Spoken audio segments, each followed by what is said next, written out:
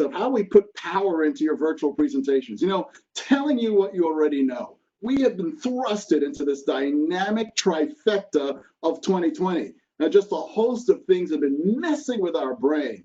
So what I want to do today is share with you a little information and some inspiration that I hope will help to accelerate your success during these particular times.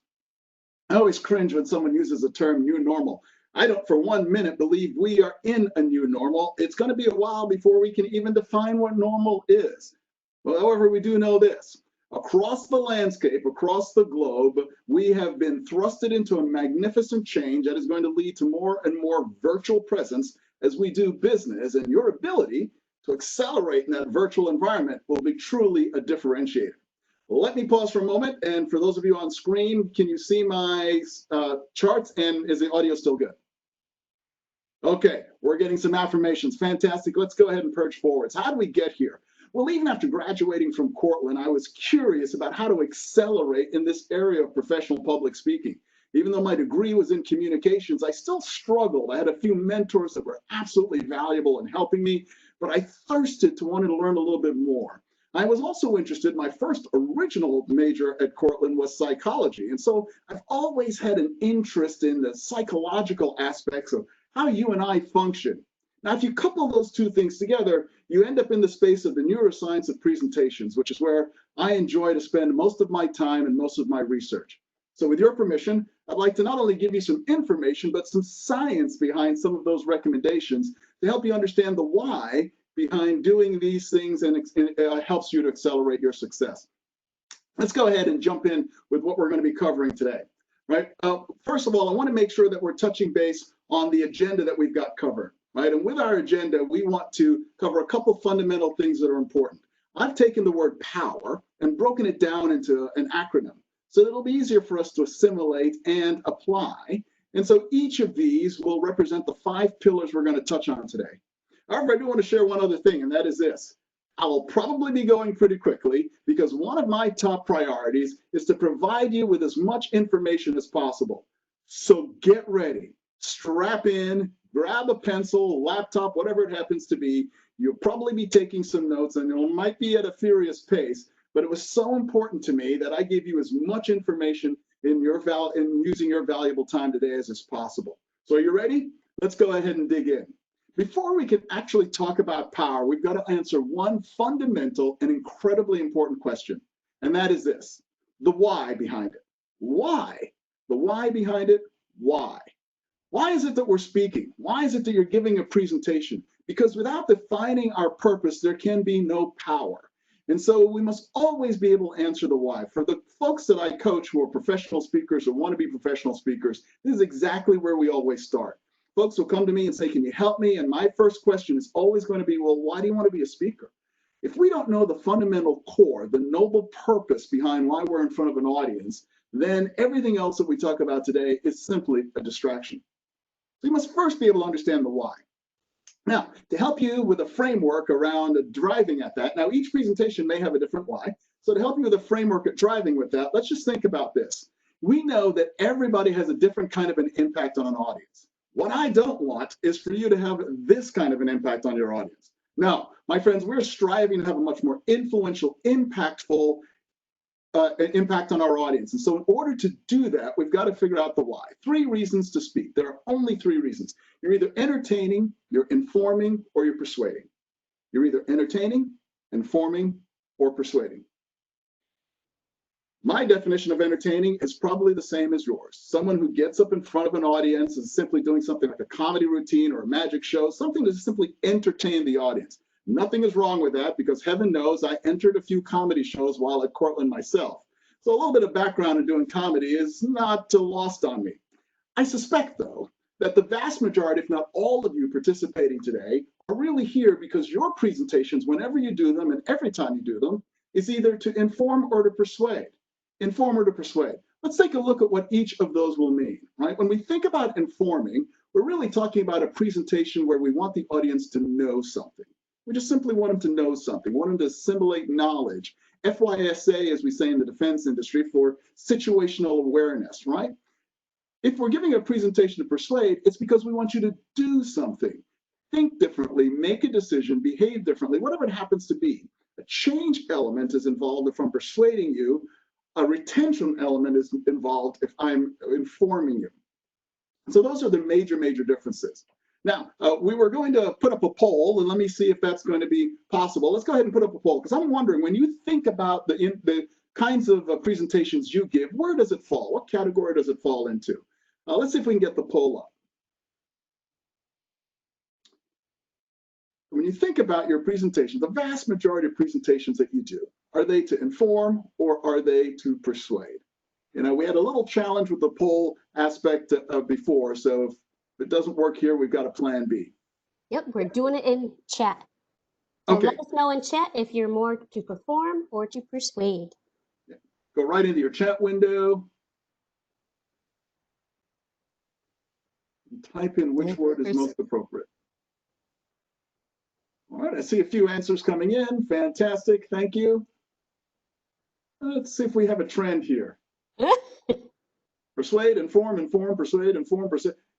We've got an audience that's pretty split. Well, that's okay. There's absolutely nothing wrong with that. That means that today's content is perfectly suited towards you. So we've got a split audience. So continue to use the chat box to converse with each other, and me, I'll try to pay attention to it, and Sean is going to be helping me out here as well as we go through our time together.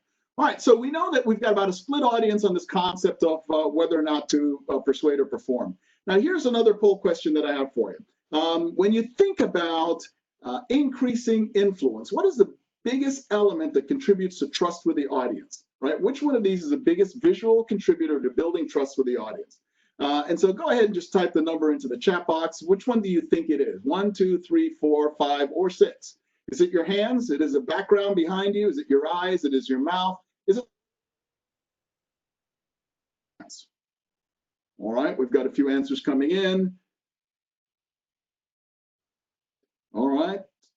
Okay, so we've got some answers coming in, and not as diversified as the previous poll. It seems like most people seem to think that the eyes have something to do with building trust. And you know, the science bears that out. It is absolutely true. The number one factor for building trust with your audience is your eyes. Now, when we think about this in a visual environment, we have to pay particular attention to make sure that our audience can see our eyes. Now, I do need to mention this because you and I have been on video conferences where that was difficult to do. Maybe the person was sitting in a poorly lit room, or maybe they had what I refer to as the Joker effect. The Joker effect is where there's this half of your face is lit and this half of your face is not. You know, and so the lighting that is in the room is fundamentally and significantly important. You want to use diffused lighting, preferably in front of you and almost directly in front of you. If you want to move to the next level of professionalism, then it would be diffused lighting at 45-degree angles off to each side, which is what I have. If you are doing a lot of presentations, then I highly recommend you purchase what's referred to as a ring light. You can go on Amazon. I can't remember what mine costs, $20, $30. We're not going to blow the budget on this. But a ring light is terrific for giving you unified diffused light and would work really, really well with internet presentations. So the eyes, the window to the soul, are significantly important. Whatever you do, make sure your eyes can clearly be seen by your audience when you're giving a virtual presentation, right? By the way, the number 2 thing on that list for building trust with your audience are actually the hands, and the ability for your audience to see your hands. Now, I almost always do my presentation sitting up. I'm standing up. Today, I'm sitting up in an elevated chair only because I'm spending 3 days this week with a physical therapist working on my back. But if it weren't for that, I would be standing because you'd have a clearer visual of my hands. And in fact, the science tells us that if you occasionally see my palms, that actually accelerates the building of trust with your audience. And so if you're someone who likes to talk with your hands, great. But make sure you're not holding anything. That's very important if it can be avoided. So if you need a pen to fidget with because you always get nervous, don't use that. Right? If you need to have a remote clicker to click through slides, that's okay. That's perfectly fine. But otherwise, empty hands, let the audience occasionally see your palms. Let them know that your hands are empty. Let them see your eyes. You accelerate trust building with your audience. And that ironically leads us into the first P.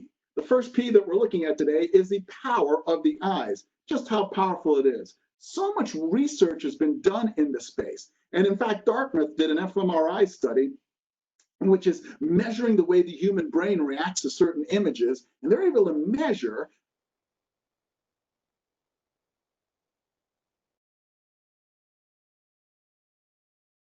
to forcibly dilate your eyes.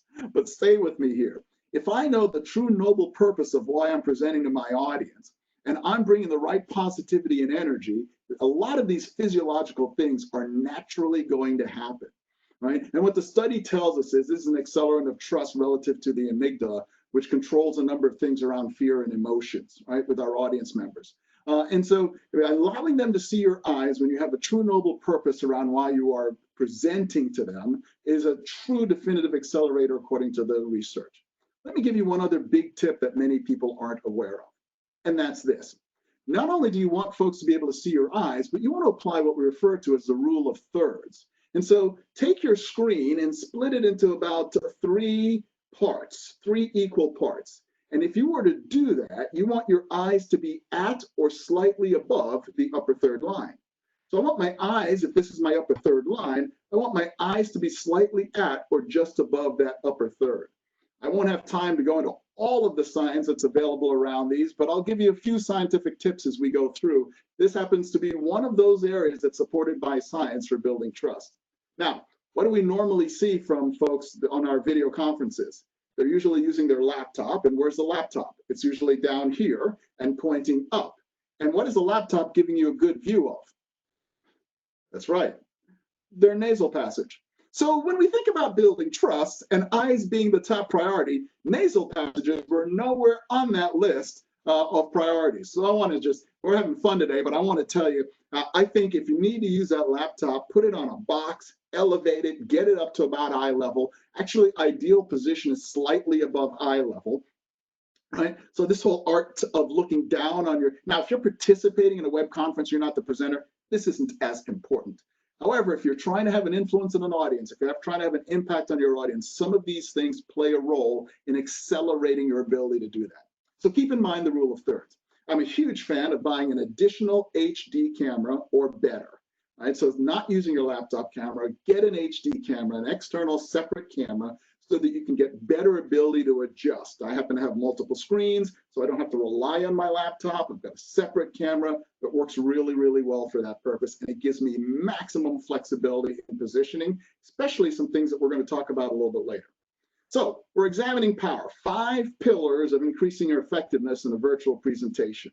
I promised you we'd be going at a pretty good clip because we wanted to give you a lot of information, so I hope you're hanging on. I do want to remind you, though, that you can put a question in the chat box at any time that you would like, and we'll either tackle it at the end or we'll tackle it right in the moment. So it would be beneficial for me to know what kinds of questions you have. So please, feel free. I don't mind at all. All right, we've tackled the P, which is the power of the eyes. Let's spend some time thinking about the O, which is own your space. Own your space. When I think about owning your space, I am sensitive to the fact that 9 out of 10 Americans in a recent poll indicated they were wholly unprepared for this work at home transition that they were forced into with zero notice. That statistic makes a lot of sense to me. I'm talking to a lot of folks who are experiencing that, and you'd fall into that 9 out of 10. So I'm sensitive. You've got kids at home, some of you, you've got other family members at home. You never really have to think about working from home, so you may not have had the space that was appropriate for this, and I'm very sensitive to that. I'm fortunate because I was traveling around the world so frequently. I have a home office. I knew I was going to need a place to operate out of. I've also been virtually certified for presentations for quite some time, so I've been doing this from this space for some time. But I know that that's not the case for many of you. So put this in the context of what you can control, if at all possible, right? And just realize there's no condemnation here, just information. Once again, no condemnation, just information. So when I talk about owning your space, it's taking control of the environment by which you are presenting. I'm going to share a little bit of the science. Before I share a little bit of the science, though, I want to share with you, and you may have seen some of these, there are a host of them out there, situations where people who have been thrusted to work from home have been caught in the most unique of positions. Here's a reporter reporting for BBC, and well, I'll let you see what happens. I would argue that this is a triumph of democracy. Scandals happen all the time. The question is, how is democracy part of those scandals? what will it mean for the wider region? I think I'm going to go to this just 14. I mean, shifting sands in the region, do you think relations with the North may change? I would be surprised if you.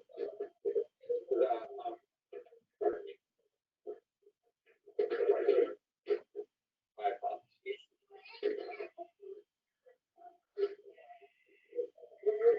For the region. My apologies.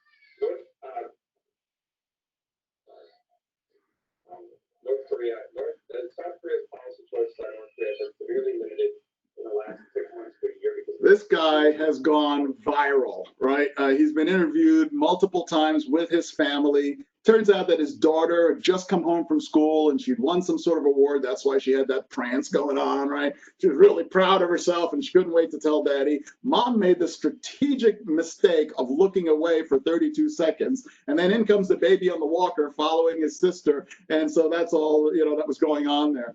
So, we want to control our space because the impact these kinds of interruptions have when you're giving a presentation. What you actually just noticed is what's called an amygdala hijack. And that's where the amygdala, located in the brain, which is your threat response mechanism. Think of it as fight or flight, and researchers have added a third called freeze. So these are the things that happen when the amygdala gets hijacked. And so it starts to immediately secrete adrenaline in your body, and it takes over. It's a hierarchical function, so now it becomes dominant. So what's happened for him is he's live on camera trying to get himself under control, but his amygdala has just taken over control. It's now become the boss, right? And so you hear him stuttering and apologizing. Now he's trying to get the prefrontal cortex, the frontal part of the brain that's responsible for executive processing. He's trying to get that back into control so he can look like a professional, right? A poor guy. Not his fault, but it's made him famous, and it's been awesome for him. The net of it all is we don't want you to have an amygdala hijack. So you've got to do whatever is necessary, right, to ensure that you do not get disturbed, right? Maybe it's a sign. Hang a sign if you have to. There's one on my door right now that says I'm in a video conference. Alert the family. Let everybody know. To the extent that you can have secluded space is fundamentally important for not interrupting the relationship that you are building with your audience. So do what's necessary to make sure your environment is as much under control as you possibly can, recognizing that we've got dogs that bark, babies that scream, we've got all of those kinds of factors as well. So we can't control everything. Let's control as much as we can and be deliberate about doing that. He basically actually does this normally, and he said for some reason he forgot to lock the door this time. So he actually locks the door when he's going live on international TV. So what is it that's necessary for you to do? When we say control your space, this is the important thing. Make sure all your smart devices are turned off. Right? What is it that I have to do? Sometimes the neighbor's mowing their lawn. I get it. To the extent that you can, control your environment. Control your environment, right? So, as you know, I graduated from SUNY Cortland, and I just want to share with you a little bit of the story around how I got to Cortland. I was originally born in the Caribbean, and the story of our family is so similar to the stories that many of you have heard. My mother wanted me, her youngest and her only son, to be the first man in the history of our family lineage to go past 5th grade. We come from a family that only gets educated to 3rd, 4th, or 5th grade, and then you start to work. And that's been the history of our family in our Caribbean island. But my mother had a different vision. She wanted something more for me, something bigger for me. She dreamed that one day I would graduate from high school. And she thought to herself, is it even possible that one day he might go to college? Could we start a new line in our family tree?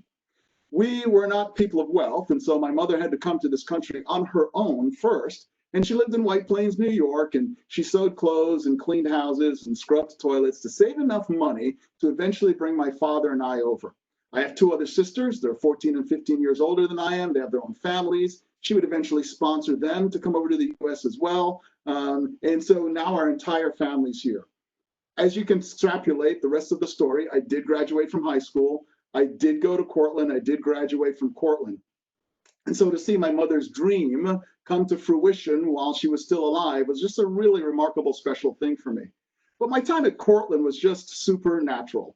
No one in my family could tell me what college was going to be about. What was that I had no mentors to prepare me for that time. So I came in fully prepared to take advantage of everything Cortland had to offer. And boy, did I. I joined everything that could be joined. If they were willing to take me, I was willing to join the group. This picture, I was in College Singers, and then College Singers had a subgroup that was a barbershop quartet, and so I joined that. I did band, I did the emergency squad, I was an editor on the paper, I did the track team, I did the judo team. As a desk officer at campus police, I did 4 internships.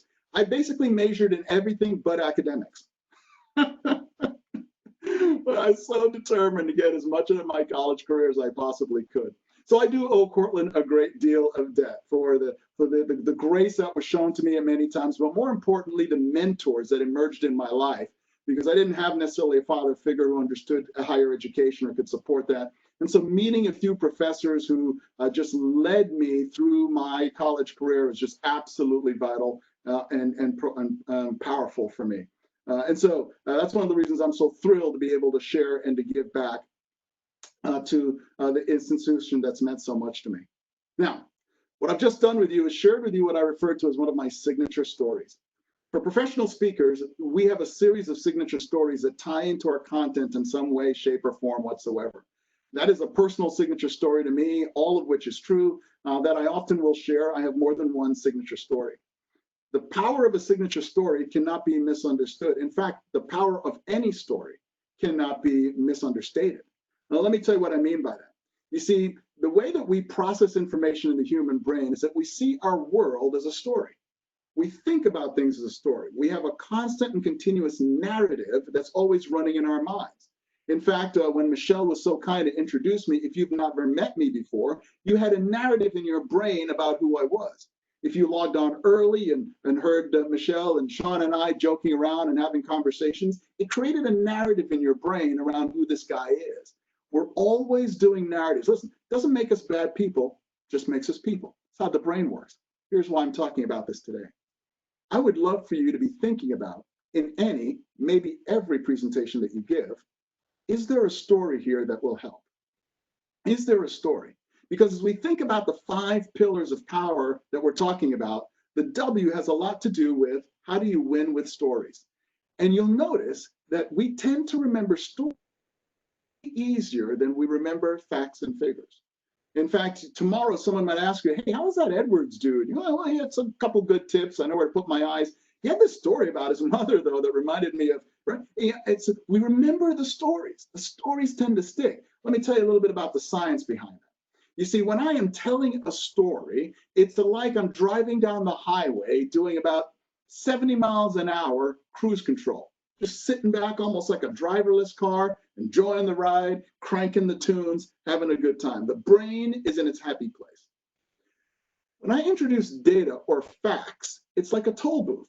Your brain will immediately stop and evaluate that toll booth. Let me give you an example. I'm telling you the story. So my mother came over, and now when she came over, it was in the early 60s. And by the time she brought me over, it was later in the 60s and going into the early 70s. And you'll remember that our nation was still pretty ripe from racial tension in the 60s. And here we were living a block from the projects, right? And if I start naming numbers like 60s, and the projects were 30% more affluential than the ghetto was, when I start naming those kinds of things, your brain starts to pause and go, do I believe that? Does that make sense to me? Now keep in mind, I'm still telling my story. Your brain's going, does that make sense? Do I believe that? You said 90, you said 9 out of 10 people were thrusted into the work environment without being prepared to work from home. Is that true? I mean, that was my story, but is that true? Every time we introduce data, facts, and figures, that's what the brain does. It stops at the toll booth and it goes, is this credible information? Do I want to swallow this one? And then it proceeds. We have a great question, John. Yeah. From Heather said, how would that work for formal presentations such as scientific research talk, thesis defense, or do you mean like trying to frame the actual research as a story? That is brilliant, Heather. And so I do have a chart a little bit later as we continue this conversation around stories, but I will go ahead and answer that question now, and that's this. There are 3 different types of stories we can tell, right? One of those stories is a data story. And by the way, Heather, if you can get good at this, you're going to be worth your weight in gold, right? And here's what I mean. being able to tell a story as a result of data. Right? So for example, I was doing some work with a defense contractor, and we're looking at this big data, a whole lot of data. And when I presented to them, I basically said this: it's the ability to boil it down and go, now what you're looking at basically is your customers telling you that they want this kind of relationship, not this kind of relationship. Right? And so being able to tell the story of what the data is telling us. So that's a lot different than reporting the data. It's taking the data and turning it into a story. Right? Now, sometimes the story is not yours. It might be someone else's. I tell a story about a lieutenant colonel who had a terrible experience with one of my clients. I said, and now, and as I tell the story about how we created a bad experience for the lieutenant colonel, I said, but you all know how things work in the military. What do they do with their lieutenant colonels? And everyone in the room goes, they promote them. I go, yeah. And so that individual is now at this level, and we've created a bad experience for him at this level. Does it make sense that we ought to be having more conversations about? And so I'm taking information and data from research and turning it into a story. And so it can be applied in that regard. Now, how you tell the stories in the 3 pillars will be a little bit different, but being able to put it in a story. Now, the folks in that room can more easily go out and tell that lieutenant colonel story versus the data that led and supported that lieutenant colonel story. Awesome. Good question. Thanks. So every time I introduce data and facts, I'm at a toll booth. And those toll booths are going to make my audience stop and think. Sometimes I want to give them the space to do that. I remember presenting to a group of execs who I felt were not fully aware of the challenges in their organization. And we had done some research, as is the right thing to do before coming in, and the research was really quite revealing. And here's how I started that presentation using their data. I simply stepped up to the front of the room and I said, based on the work that we've done so far, we've been able to identify that 30% of your employees are ready to leave your organization.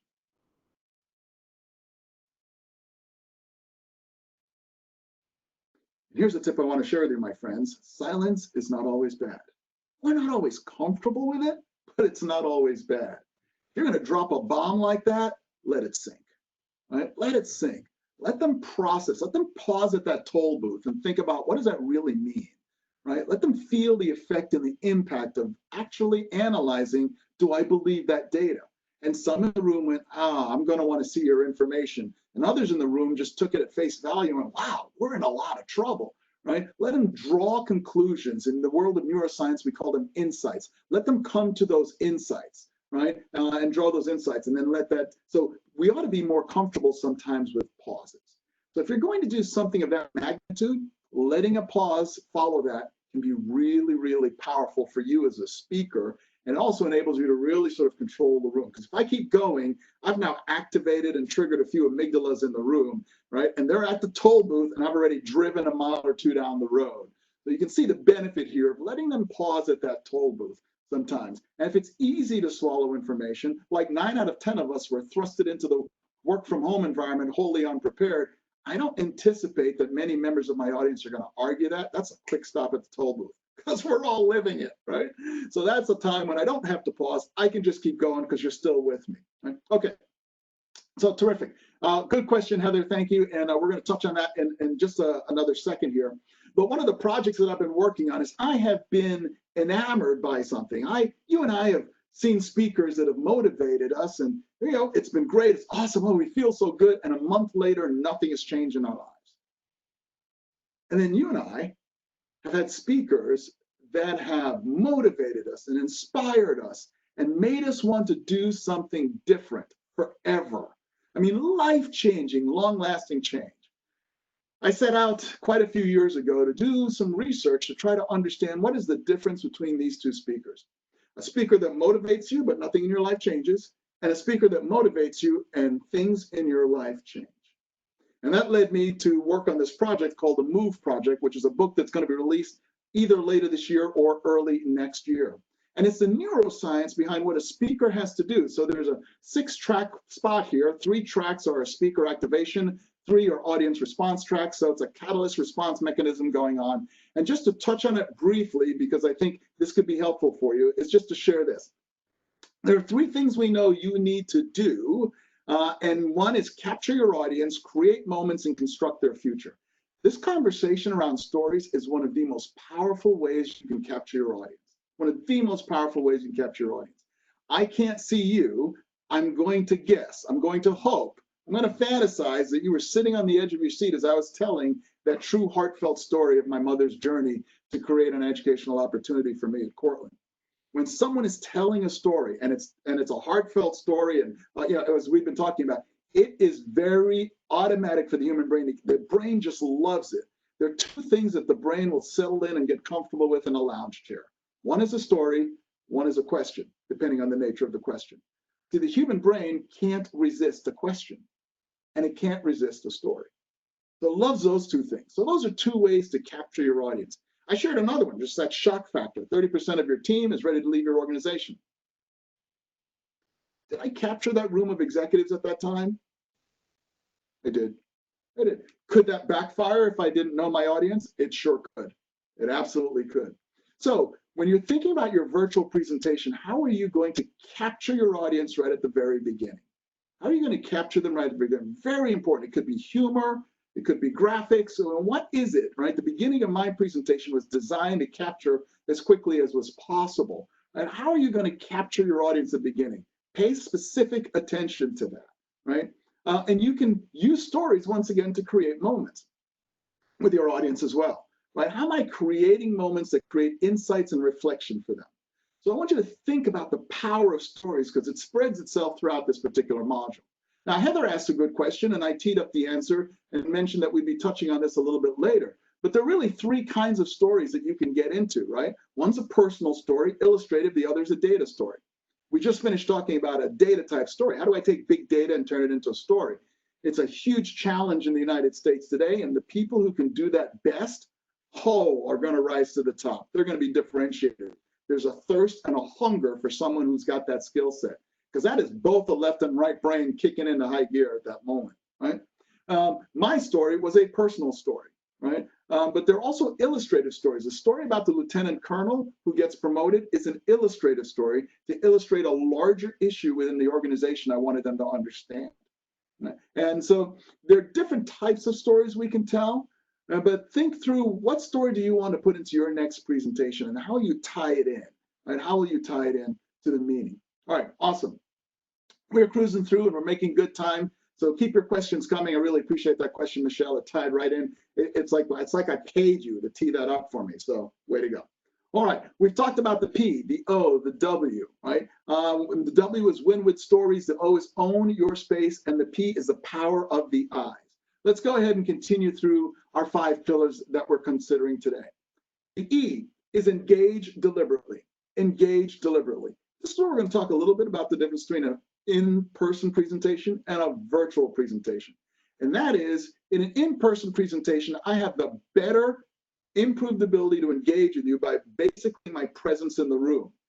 But there is a separation that can occur in a virtual environment, so we must be more deliberate. Here's what the research is telling us.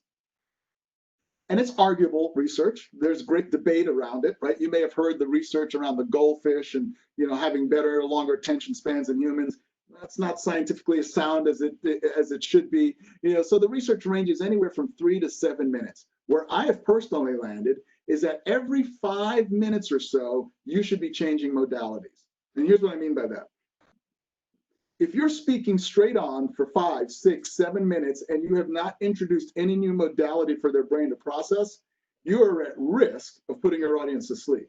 The information might be really, really valuable, but here in the United States of America, we are terrible at paying attention. I mean, we are terrible. Why is that? There's a number of reasons. The primary reason is the technological boom. We're used to things moving much faster than they ever have before. We're used to instant answers at our fingertips. Right? We're used to the rapid assimilation of little bits of knowledge, right? We're not used to prolonged opportunities, right? So as a presenter, how can you change modality? On the screen are simply just a few examples I wanted to give you. They are in no way, shape, or form exhaustive. There may be other things you think of, but there's a few favorites of mine here that I tend to use quite often, right? Asking questions, doing polls, for example, which we just did, right? Depending on the length of your presentation, make sure you're taking a break. I participated in an executive development session recently, which was 3 days long with very few breaks. I had a lot of feedback to give them at the end of that session, right? You know, there's a famous saying that the brain can only learn what the butt can endure, right? So having folks sit for 3 days for long periods of time who are at high leadership levels with very little breaks is not a very well structured adult learning activity. So every 5 minutes. Now, if you go 4 minutes, that's great. If you go 7 minutes, you're running a risk here. Now, even if they're fully interested in things, right, in a virtual environment, you and I know how easy it is to be distracted, right? Some of you are tempted to turn and look at your phones or tempted to look at another screen, whatever it happens to be. So change up your modality. Now, that's assuming you're given, let's say, a 30 or 60 or 90-minute or longer presentation. If you're giving a 7 or 10-minute presentation, this, of course, becomes a little less important. But consider how you might change it. Here are some examples on the screen for you to be able to utilize in doing that. Another favorite of mine is to change the pace. And what I mean by changing the pace is that you will literally change the pace. You'll notice that there are occasions where I will do that. I will slow down, and I want your brain to deliberately focus in on something. And lowering my tone, lowering my volume, changing my pace is a cue to your brain. You'll also notice that I'll repeat things sometimes. You'll also notice that I'll repeat things sometimes.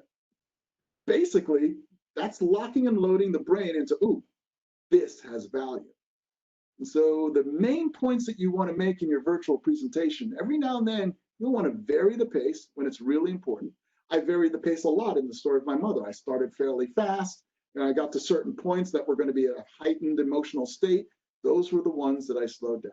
She wanted me to be the first person in our entire family line to get an education. You slow that part down and you let the human brain process. So the change of pace is a very deliberate and strategic methodology that you'll use and rehearse ahead of time so that it can appear natural to you to help the brains of your audience hone in on the areas that are significant and important to them. Using the same pace throughout, right? It's almost like a hypnotist. You're getting very sleepy, very sleepy. You'll notice hypnotists are always rhythmic and, you know, I mean, in that the old school style. Yeah, so you do want to vary that up a bit and vary the pace and change the pace. So those are a few things that are there for you to be able to utilize, right? So we've been talking about capturing your audience, and then we're talking about creating moments for your audience, creating space for learning. The change of pace, the stories, all of those create space. And one of the most powerful things you can do, I mentioned already, is to ask questions, right? Pose questions to create insight. What are 1 or 2 things that you plan to do differently as a result of the time that we've spent together today to improve your impact as a virtual presenter? Now, your human brain cannot resist a question, right? The human brain cannot resist a question. So what I'm doing is I'm really directing you to think about the application of our content. What are 1 or 2 things that you would do differently today as a result of our time together to improve the impact of your virtual presentations? I want to give you the space. I want to create the space for not only learning, but application. What will I do today? Is there anything that this dude has said that I find applicable? I mean, your brain's going to process. Now, I hope the answer is yes, but your brain's going to process that information. That's what we talk about by posing questions and creating space. Right? This can be a differentiator and having an impact on your audience, especially when you're presenting to persuade. Especially when you're presenting to persuade. All right, we've tapped into the P, the O, the W, the E, and what's left is the R. And when we think about the R, we're thinking about remembering to smile. You know, one of the fundamental things we fail to do as presenters is to enjoy the moment. Enjoy the moment. Now, I get it. We are nervous. I still, to this day, and it's been 3 decades, get nervous before virtually every single presentation. I get it. One of the things I learned in Toastmasters International is that it's not about getting rid of the butterflies, it's getting them to fly in formation. And so nervousness is not a bad thing. I have the privilege and the pleasure of working with elite athletes who are competing on behalf of their country at the highest level. And so we talk about the neuroscience of anxiety. And I don't work with them to get rid of it. I work with them to maximize it. because the science is clear. They'll never perform at their highest level without some level of anxiety. With the speakers that I coach, I tell them the same thing. You'll never give your best speech without being nervous. It's not physiologically possible. I'd love to spend some more time talking about the science behind that, but it's not physiologically possible for you to be at your best performance without some level of nervousness. That being said, there comes a point of diminishing return. When there's so much anxiety, there's so much nervousness, that performance actually goes down. And so we want to be aware of that. We definitely don't want that to happen. Remember to smile. Why is smiling so important? Well, let's go back to one of the charts that we looked at earlier. Without purpose, there is no power. But without smiling, there's no endorphins. What does that mean, John? Well, we're back to neuroscience. When we smile, we're actually triggering the brain to secrete a different chemical than is secreted during our anxiety. My anxiety is going to secrete adrenaline. When I'm smiling, I'm secreting endorphins. Researchers refer to it as the bonding hormone. It's that thing that makes you feel really good, right? Have you ever had a good old belly aching laugh? I mean, you're laughing so hard, your stomach hurts, tears are rolling from your eyes, right? Your body is now flooded with endorphins. So even though you might be feeling physical discomfort from laughing so hard, right? The body's now flooded with endorphins, which is 10 plus times more powerful than morphine. It's strong stuff. So what we've got to do is get our body to work in conjunction with our objective. Get our body to work in conjunction with our objective. If we don't do that, our body will work in conjunction with our brain. But wait, what's the brain thinking? The brain's thinking, I've got to present to these executives and I'm nervous. All right, well, if you're nervous, then you need adrenaline. Right? No. We want the body to work in conjunction with the mission, not with the brain. And so I want to tell the body that I'm going to be smiling, I'm going to have a good time. But then there's this other concept that Malcolm Gladwell talks about in one of his books, and science has really bore this out. It's this concept called embodied cognition. And embodied cognition talks about the fact that the connection between the brain and human physical performance, right? So you can see the application to athletes, but there's an application to speakers here as well. And we get uncomfortable even more so in virtual environments than we might in physical environments.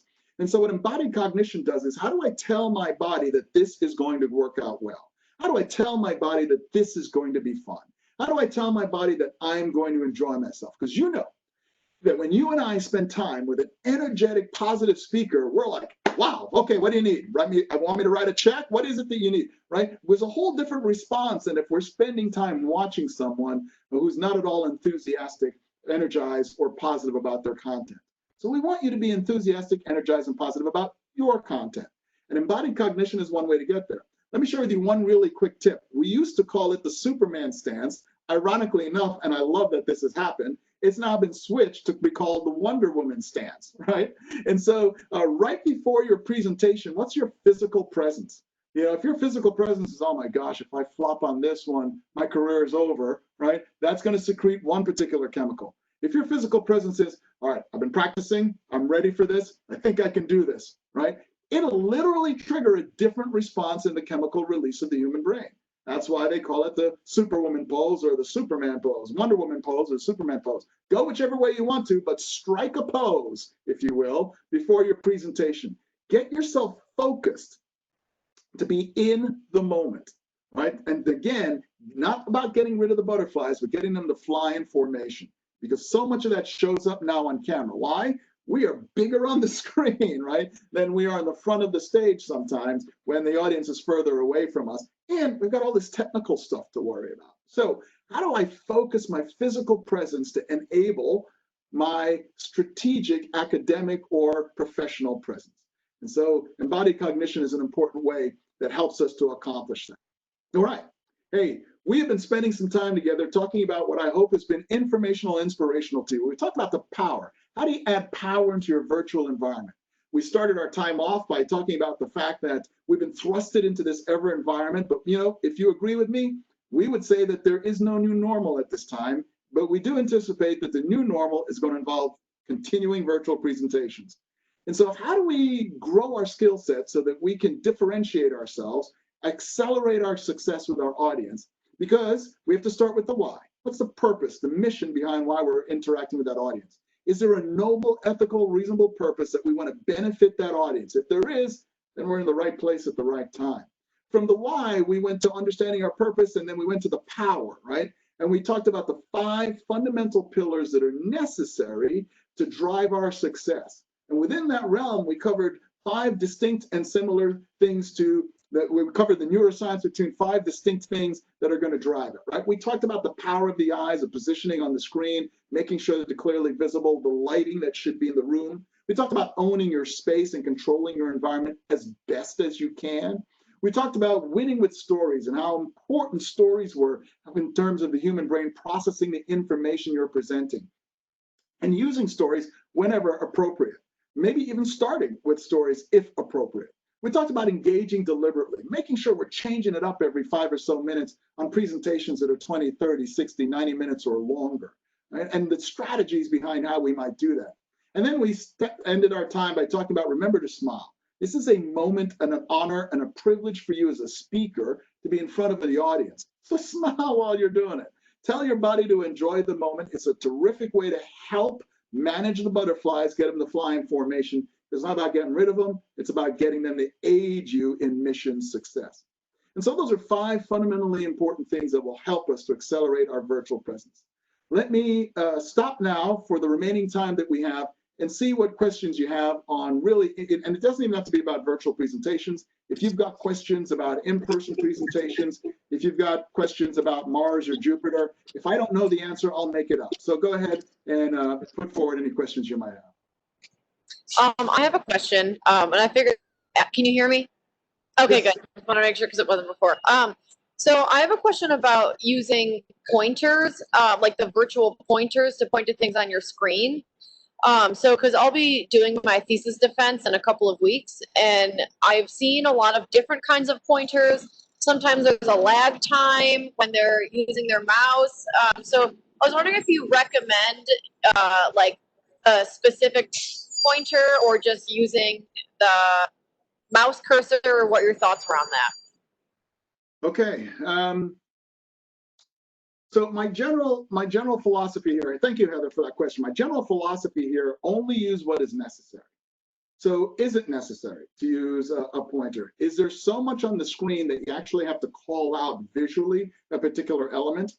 One of the things that I often like to share with my students is that the presentation is not the presentation. You are the presentation. Let me give you that again. The presentation is not the presentation. You are the presentation. Right? And so the information on the screen is only as powerful as you as a person. So make it about you, what you know and what you can convey, and simplify the charts as best as you possibly can. That's my recommendation. Simplify the charts as best as you possibly can.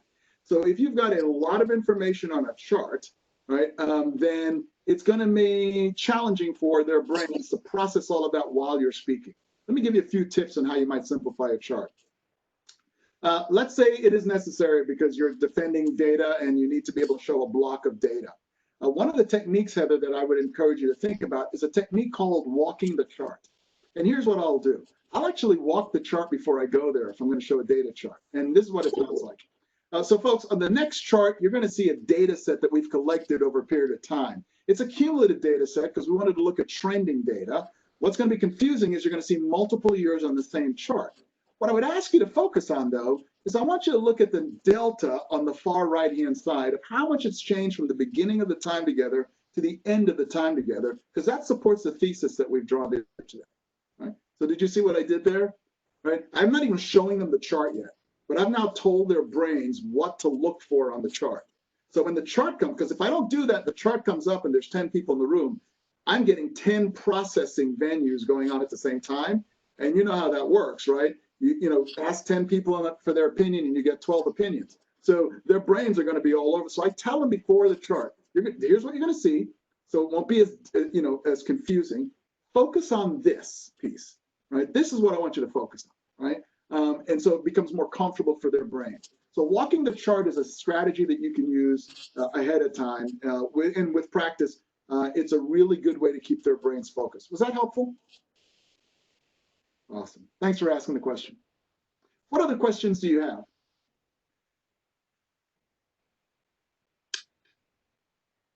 You can feel free to unmute yourself if you do have a question. I have another question. Everybody else does. So I've seen, again, with virtual presentations where some people will not use their whole screen, and they'll leave a section open for the speaker window so that it doesn't cover up any important information on the screen. But then I've seen it not used. So what are your thoughts on that? Yeah, again, I think that anytime that you can be on camera, it's fundamentally important for the reasons we just talked about. You want the audience to be able to see your eyes, you want them to relate to you, you want them to be able to look and see your gestures and whatever it is that you're, excuse me, emoting physically. So your presence on the screen is very, very important, right? Now, I get it that you can't always control the platform. So I'm here, I'm using SUNY Cortland's platform. I have probably presented on 5 different platforms. They vary, some of them are very close and very similar. This one's very close to Zoom, which is my host platform. You know, so a lot of it depends on the platform and how comfortable you are with the platform. But make it a priority to have you be part of the presentation, right, as best as you possibly can. And so I know sometimes I'll black out the screen if I know that I'm going to be big enough and I really want to make a point. By the way you do that when you're in PowerPoint is you just hit B. So if I know I'm really going to make a point and I don't need you paying attention to the PowerPoint chart, right, what I'll do is come down to the PowerPoint chart, I'll hit B. Now I'm the only thing on the screen, albeit not as large as I'd like, right? And I'm going to make my point. Okay, so what I'm about to say next is probably the golden nugget of our entire time together. I'm making that up, folks, but you know, that might be an illustration of one reason why I black out the chart, right? It's basically just say, I really need you to pay attention to this, but I won't say it that way. I'll say, what I'm about to say next is probably the game changer of our entire time together, right? And that is, you got to practice the start of your presentation. Whatever you do, practice the very beginning over and over and over again. The way that you start your presentation sets the tone for everything. So if you're going to over-rehearse anything, practice the very beginning, the first few minutes. You should need no notes. It should flow. If you're going to tell a story, better not be using notes. It's your story, right? Practice it over and over so you're so comfortable doing it, you're reducing the stress on the brain and you look like an automatic. So I might black out the screen if I were giving you that advice. And by the way, that advice is actually true. So if you are going to overdo anything, practice the start. Thanks, Heather. John, do you have any recommendations for a place to learn more if people are really fascinated by this topic where they can dive a little deeper in? Yeah, so I'm always careful because I don't want to be too much self-promoting here, but I offer a series of free workshops on occasion. I just finished offering one on presentation tips. It was for in-person presentation tips. I do have a virtual presentation tip webinar coming up. It'll be a lot of the similar content, so I can't promise anything new there. But what I would also like to tee up, though, is this concept of Toastmasters International. Many of you may or may not be aware of who they are, so let me just give you that information quickly. They are located all over the place, including your own hometown. And so I'd encourage you to research them, look at them, and think about joining them. All this information is useless if you're not practicing.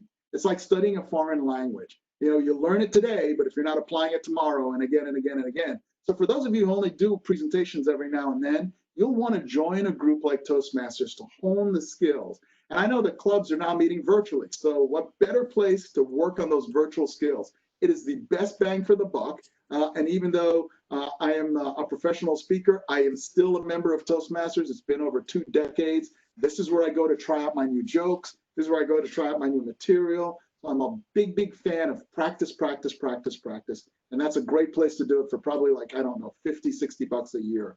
Very inexpensive, gives you some tools, a manual that you can follow to get better at doing this as well. So that would be one of my top recommendations. All right.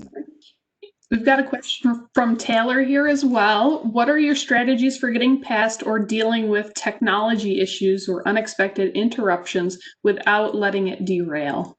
Oh, Taylor, whew, this is a big one. So Taylor, here, what my staff and I have done is we have developed a checklist to ensure that we're going through all the motions.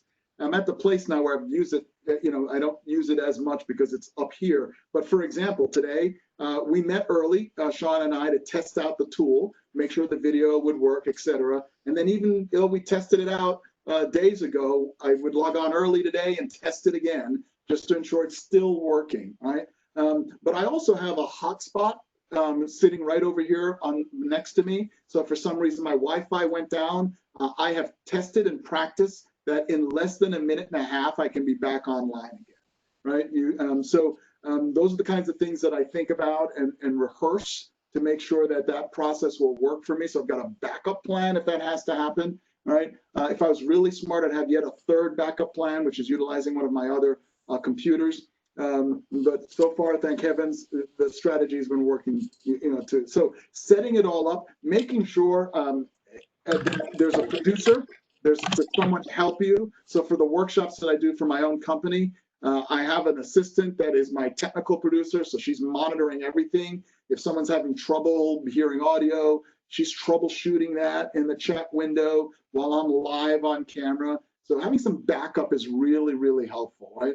In the world of virtual presentations, we usually call that person the producer or the technical producer. So good question, but yeah, preparation. Thank you. And Shauna's question is, do you think that we can apply these methods when students are going on to virtual interviews? Yes, absolutely. So think about positioning. Oh, I didn't mention one of my fun things today. So think about positioning, where you're meaning the eyes, and then also physical positioning. Most people think that center screen is the best way to go, but actually being slightly off center is more comforting to the human brain.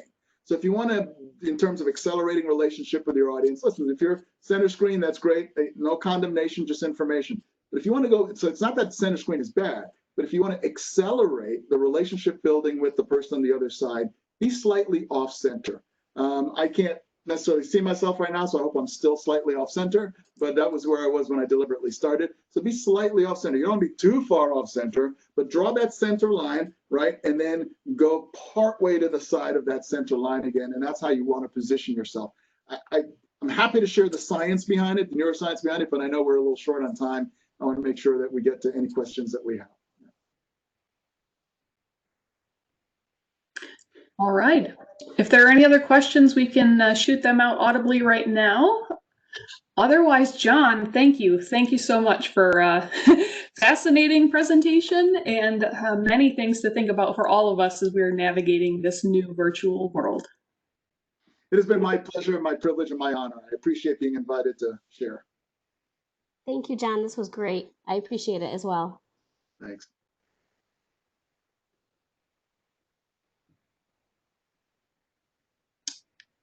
Is the best way to connect with you, John, right through your website if people would like to reach out? Yeah. And I think I had it listed on the bottom. I will, if there's still, I'll put it in the chat window as well.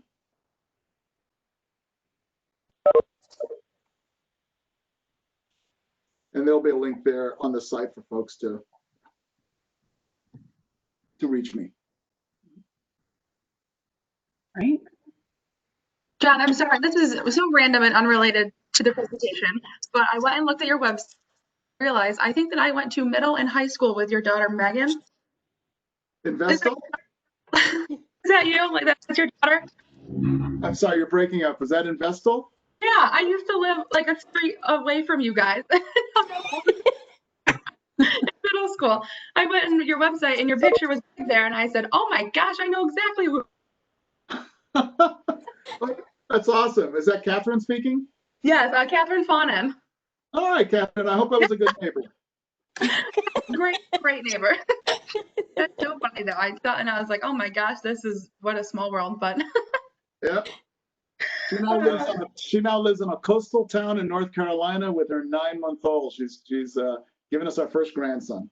Oh, that's amazing! Congratulations. Thank you. That sounds nice. Nice little coastal town right now. Yeah, it is kind of cool. I thought the parents were supposed to move to the beach so the kids could visit. But I'm perfectly fine if the kids want to foot the bill and move to the beach so the parents can visit. Yeah, so it's a free my life is good. My life is good. Oh, that's funny. Oh, well, thank you very much. This was great. My pleasure, Catherine. Yeah, thank you. It was nice meeting you. Oh, good luck with what's your dissertation on? So our lab studies the formation of the embryonic brain and spinal cord, and my research project specifically focuses on one gene that's really important for that process to occur correctly. and when that gene is mutated, how that results in a defect of the brain and spinal cord. So Oh, it's pretty interesting, and I'm really excited for it. And I will likely be reaching out to you to do a practice talk if you have time. So I'll email you. So you don't have to answer right now. no, that'll be. I'll be happy to help, because I was a little nervous when you said you're going to be reaching out. I thought you were going to have to tap my spinal cord. So Yeah. I'd rather help you with the presentation than what I was hearing. Excellent. Yeah, I was Thank worried you. where that conversation going. Thank you so much. I'll be in touch. Okay. And if you have any trouble, you can reach out to Sean, and Sean has permission to share my email. Go ahead, Mike. Hey, John, just I wanted to thank you again for taking the time and giving back. It was fantastic. And I do hope in the future, when things are a little bit safer, I have a chance to sit down and hear a little bit more about your story from Cortland to your, being a public speaker. So I never got that chance when we were playing racquetball. You had me running around. You had me running around too much. So, but thank you again. We appreciate it. Yeah, my pleasure. My pleasure. And I appreciate being invited. Thank you, John. We really appreciate it. Taylor was texting me and she's like, oh my goodness, he is the best speaker I've ever listened to ever. My text kept blowing up. She's like, I just keep listening, writing down everything he's saying. And I'm like, good. Oh, that is so nice. Oh, that makes my day. That makes my day. So we appreciate it very much. We did get a question. One of I think it was Matthew or someone asked, or Mike asked if he could get a copy of the PowerPoint. And I said I would ask you to see if that would be available, but that's up to whatever you're comfortable with. Yeah, why don't I'll send you a version later today. Oh, that would be great. Thank you. And then I'll share it out with them. Thank you. Yeah, were you able Thank to? you for your time. Yeah, were you able to capture? Yes, I recorded the whole thing. Oh, all right. You recorded both things I said? Oh, okay. Actually, I think you did tell me you were going to do that. Yeah.